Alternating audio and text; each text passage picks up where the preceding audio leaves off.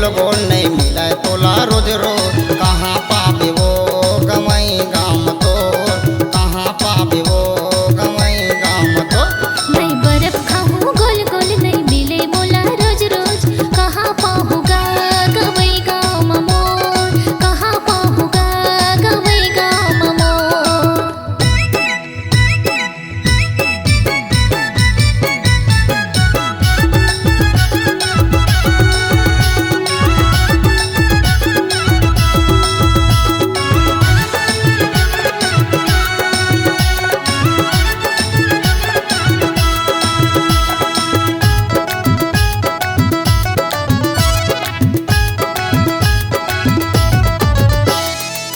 पानी वाले खाबे धुन रेंच वाले खाबे वो।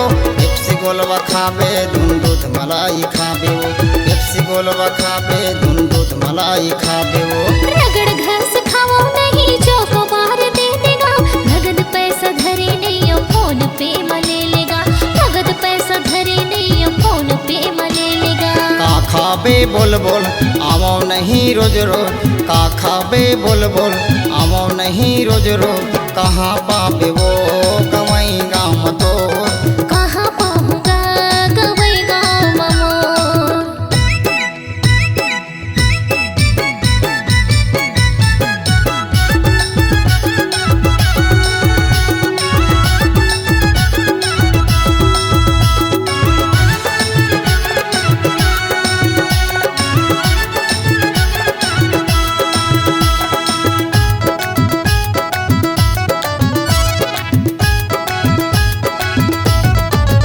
हाँ नो है सेहत गंगा, नो है फास्टर पूरी गा। नो है मूंगेली का थो, नो है तखत पूरी गा। नो है मूंगेली का थो, नो है तखत पूरी गा। नो है खामी हिलोर मी नो है वो पंडरिया। चिल्फी बंगला नो है तोला बर्फ मिली बढ़िया।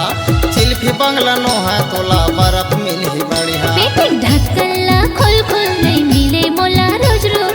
ढक्कनला खोल खोल नहीं मिले मोला रोज रोज। कहाँ पाऊंगा गवई गाम मोर, कहाँ पाऊंगा गवई गाम मोर। बर्फ खाले गोल गोल नहीं